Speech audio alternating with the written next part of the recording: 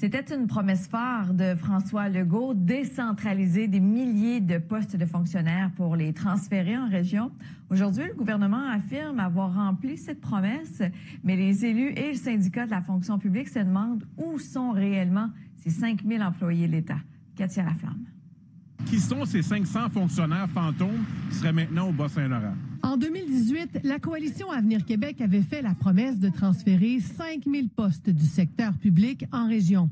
Selon les dernières données du secrétariat du Conseil du Trésor, l'objectif serait atteint. Selon le plan gouvernemental de régionalisation, 5 489 emplois ont été transférés, dont 503 au Bas-Saint-Laurent, 44 sur la Côte-Nord et 167 en Gaspésie et aux îles de la Madeleine. Est-ce qu'il y a vraiment des gens qui ont vendu leur bungalow à Sainte-Foy pour s'en venir à Montjoly, à Amkoui ou à Matane? J'en doute fortement. Le député de Matane-Matapédia n'y croit pas.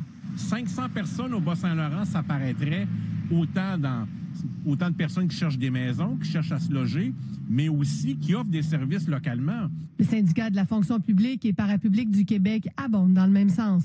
Nous, ce qu'on a constaté, c'est qu'il y a des gens qui relèvent de l'administratif en région, oui, mais ils sont en télétravail. Donc, ils ne travaillent pas physiquement dans ces bureaux-là. Le président régional donne l'exemple du centre de communication avec la clientèle du ministère de l'Emploi et de la Solidarité sociale qui est situé à Gaspé. Il y a plusieurs personnes qui, oui, sont attitrées à ce centre d'appel-là qui est situé à Gaspé.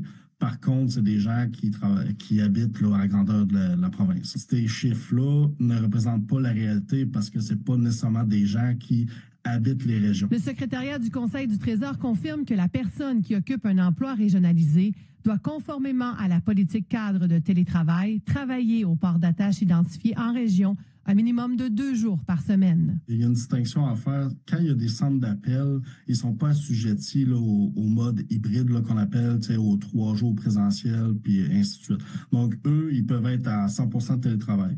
On les cherche, on les connaît pas.